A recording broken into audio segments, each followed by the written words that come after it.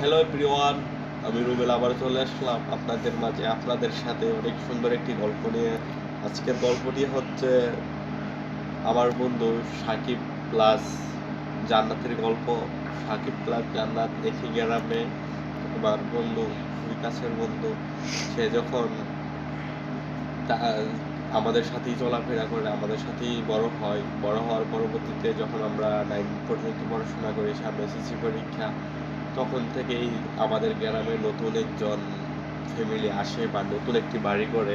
ওই বাড়িতে একটি অনেক সুন্দর একটি মেয়ে আসে, যার নাম জান্নাত। তখন সে তাকে দেখে অনেকটাই পছন্দ করে, কিন্তু তাকে দেখে শুধু যে আমার বন্ধু সাকিব পছন্দ করছে তা না, অনেকেই পছন্দ করছে তাকে। কিন্তু সাকিব একটু বেশি পছন্দ করতো, প্রায় সময় তাদের বাড়িতে যেত। তার জান্নাতের একটু নানা আছে, ওই নানার সাথে সে ভালো বন্ধুত্ব করে, বা নানাকে অনেক সময় নানা সিগারেট খায়, নানাকে সিগারেট এনে দেয়, বা নানার সাথে ভালো গল্প করে, প্রায় সময় নানার কাজ করে দেয়। তো সাকিব তাকে দেখার পর থেকেই এরকম তাদের ফ্যামিলির সাথে অ্যাডজাস্ট করার একটু চেষ্টা করতেছে। এভাবে বেশ কিছুদিন চলে যায়। এভাবেই এখন পর্যন্ত অনেক দিন হয়ে গেছে, এভাবেই তারা চলতেছে। চলার পরবর্তীতে একদিন জান্নাতকে একদিন দুই দিন এভাবে দেখে কিছু বলতে পারে না, বলার সাহস পায় না। কিন্তু হঠাৎ করেই একদিন জান্নাত আর আমার বন্ধু একসাথেই গ্রামের রাস্তা দিয়ে আসতেছিল।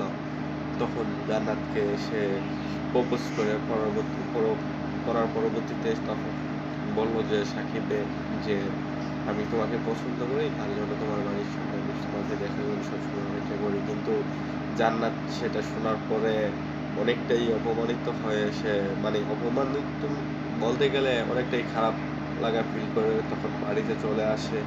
প্রায় বাড়ি থেকে 10-15 দিন সে স্কুলেও যায়নি বা বের হয় নাই। এই জন্য সে কারো কাছে কিছু বলেও নাই। এভাবে বেশ কিছুদিন যায়। যাওয়ার পরবর্তীতে বন্ধু নিজেকে অনেক অপরাধী মনে করতে থাকে যে তার জন্য এরকম হয়েছে, কিন্তু তারপরে সে হাল ছাড়েনি। সে আবারও তার জন্য অপেক্ষা করতে থাকে। তখন আরেকদিন তার সাথে দেখা হয়, হওয়ার পরে তাকে সরি বলে। বলার পরবর্তীতে সে এভাবে বেশ কিছুদিন থাকে। পরে যখন রাস্তা দেয়া যেত, রাস্তার পাশে অনেক সুন্দর সুন্দর গিফট বা অনেক কিছু রেখে যেত আমার বন্ধু, যাতে জান্নাত রাস্তার মধ্যে দেখে। এভাবে রোজ তাকে ছোট ছোট চিঠি দিত, কেমন আছে, বা সুন্দর সুন্দর ছন্দ লিখে দিত। এভাবে বেশ কিছুদিন যাওয়ার পরবর্তীতে আমার বন্ধু যখন এভাবে প্রায় 2-3 মাস চলে যাওয়ার পরবর্তীতে সে তাকে ভালো লাগে যায়, যে তখন সে তাকে প্রপোজ করার পরবর্তীতে সে অ্যাকসেপ্ট করে। এখন তারা খুবই ভালো আছে। সবাই ভালো থাকবেন। ভিডিওটি ভালো লাগলে লাইক কমেন্ট শেয়ার করে দেবেন।